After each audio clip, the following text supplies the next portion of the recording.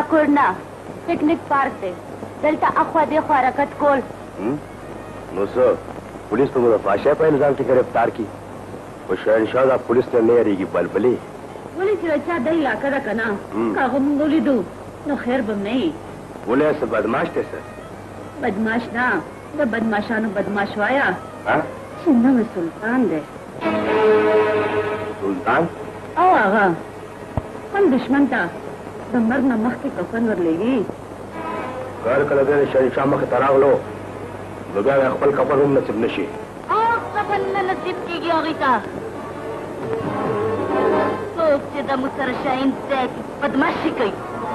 زه د هغې طوفان په علاقه کې اوسېږم تېر کړي دي اوس د سلطان بدماش په نوم دلته اوسېږي خو زمونږ نه کوم د سلطان بدماش پلار دی غلی شه